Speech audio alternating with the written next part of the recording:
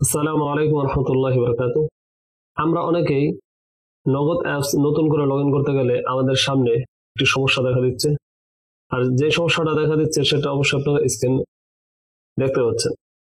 তো আপনারও যদি এই ধরনের সমস্যা দেয় তাহলে আপনি কিভাবে সমাধান করতে পারেন সেটাই আজকের মূলত আলোচ্য বিষয়, বা আজকের এই ভিডিওর মাধ্যমে আপনারা সেই বিষয়টি জানতে পারবেন।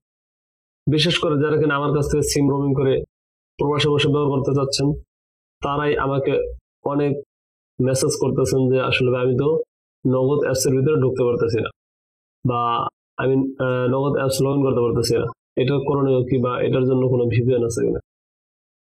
তো মূল ভিডিওতে যাওয়ার আগে আরেকটি কথা না বললেন, আপনি যদি এই চ্যানেলে নতুন হয়ে থাকেন তাহলে অবশ্যই চ্যানেলটি সাবস্ক্রাইব করে পাশের বেল আইকন বাজিয়ে দিতে ভুলবেন না।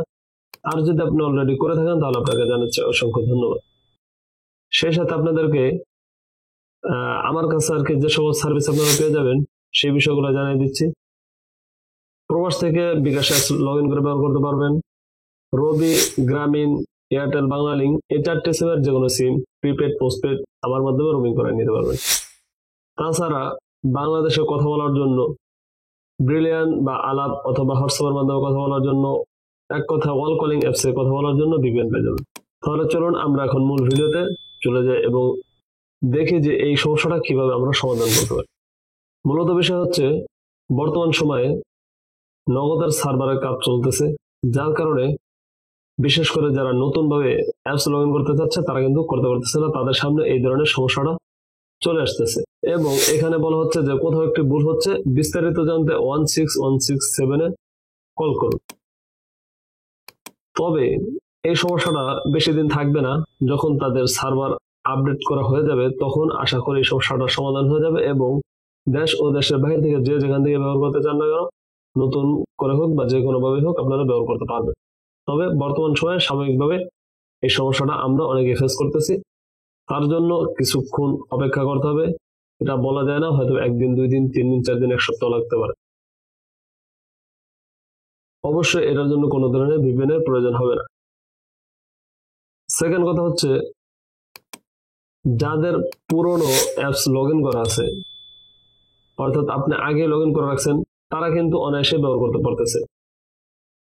তবে আমি আজকে একটি ট্রানজাকশন করতে গিয়ে